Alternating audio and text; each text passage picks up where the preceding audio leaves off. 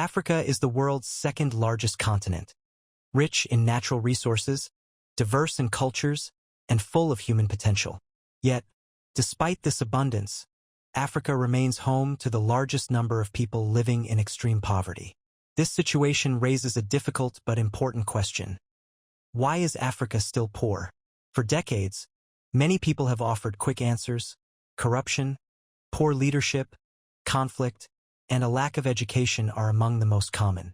Others point to the devastating impact of colonialism. All these factors are true, but they are not the whole story. Africa's poverty has deep, interconnected roots in history, economics, politics, and geography. To understand why Africa is still poor today, we must look back over centuries to see how past events still shape the present, how internal and external forces have trapped African countries in cycles of underdevelopment, and how new solutions are slowly bringing hope for the future. Long before European colonization, Africa was home to some of the world's richest kingdoms and empires. West Africa's Mali Empire, under Mansa Musa in the 14th century, was so wealthy that stories of his gold-filled caravans spread across the Middle East and Europe. East African city-states like Kilwa and Mombasa thrived through trade across the Indian Ocean, connecting Africa to India, Arabia, and Asia. African societies developed advanced systems for farming, metalworking, mathematics, and governance. This period proves that Africa's poverty today is not the result of a lack of skills or knowledge. However, this wealth and development were disrupted by outside forces. Beginning in the 15th century, European exploration changed the balance of power. The Portuguese, Dutch, British, and other Europeans wanted African gold, ivory, and eventually people. The transatlantic slave trade would become one of the most destructive forces Africa ever faced. Between the 16th and 19th centuries, an estimated 12 to 15 million Africans were forcibly taken across the Atlantic to work as slaves in the Americas. Millions more died during raids, capture, or the brutal Middle Passage voyage. The impact of this human drain was enormous. Africa lost generations of its healthiest, strongest, and often most skilled people. Families and communities were torn apart, traditional economies were disrupted, and constant warfare weakened kingdoms that had once been powerful. The slave trade also brought new weapons to Africa. Some African rulers traded captured people for guns, which then made it easier to wage more wars and capture more people. This cycle of violence destabilized entire regions. The focus on capturing people rather than developing local industries slowed down Africa's economic and technological progress, just as Europe was beginning to industrialize.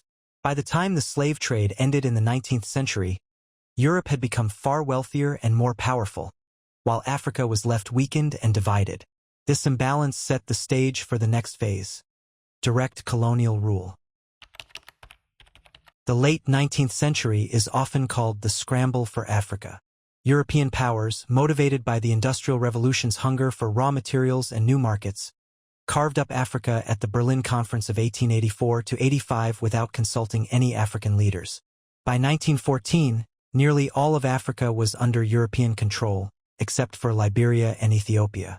Colonial powers built infrastructure, roads, railways, ports, but these were designed mainly to extract resources like gold, diamonds, rubber, and oil. Plantations and mines were set up to serve European industries. Very little was invested in local industries, education, or healthcare for Africans. Colonies were run by small European elites who held all political and economic power, while Africans were often forced to work long hours for little or no pay under harsh conditions. Colonial borders ignored Africa's cultural and ethnic diversity, often grouping rival groups together in one country or splitting communities across different colonies. This would later lead to internal conflicts when these artificial states gained independence. When colonial powers finally left, mostly after World War II, they left behind fragile economies dependent on one or two raw exports, like cocoa, coffee, or minerals, weak governments, and little local capacity to run modern states. The legacies of exploitation, underinvestment in people, and divided societies would create major challenges for the new nations. The wave of African independence in the 1950s and 1960s was a time of hope. New flags were raised, and people dreamed of building strong, self-reliant nations. Many African leaders chose models of development inspired by socialism, aiming to use government planning to promote equality, control resources, and build industries. However, reality proved far more difficult. Many countries lacked enough educated people to fill crucial roles in government, business, and education. Infrastructure was geared toward resource export, not internal trade. Poorly drawn borders made nation-building hard in multi-ethnic states where some groups felt excluded. Some countries made progress. Botswana, for example, wisely managed its diamond wealth and built stable institutions. But many others fell into cycles of coups, civil wars, and military dictatorships. Leaders like Mobutu Sese Seko in Zaire, now the Democratic Republic of Congo, became symbols of corruption and personal enrichment, while ordinary people remained poor. Corruption is a big problem in many African countries.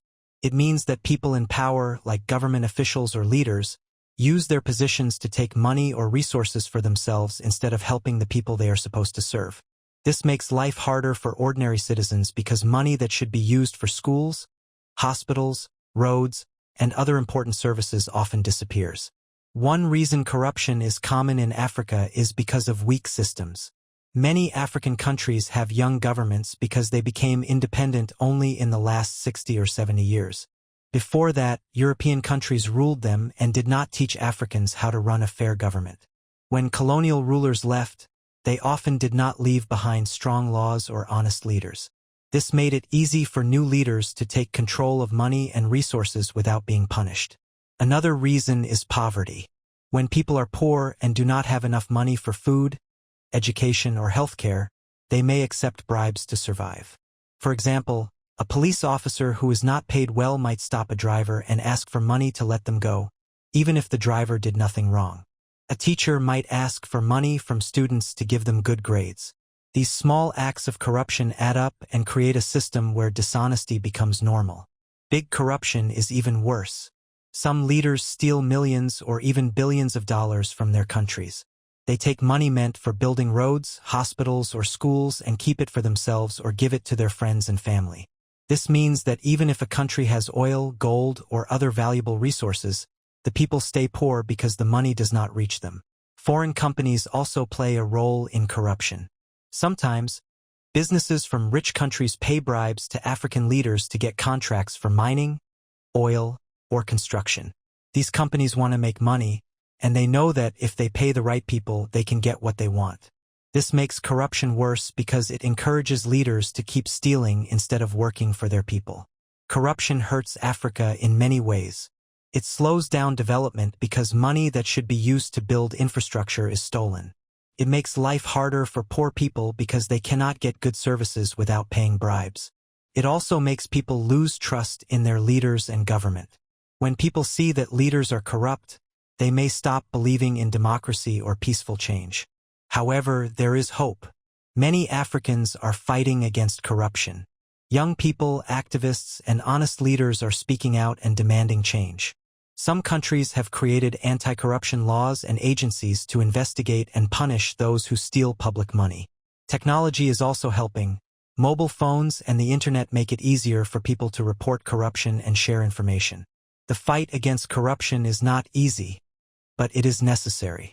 If Africa can reduce corruption, more money will go to schools, hospitals, and jobs. This will help the continent grow stronger and give people a better future. Everyone has a role to play. Leaders must be honest, citizens must refuse to pay bribes, and the world must stop supporting corrupt officials. Together, change is possible. Many African countries have also suffered from violent conflicts.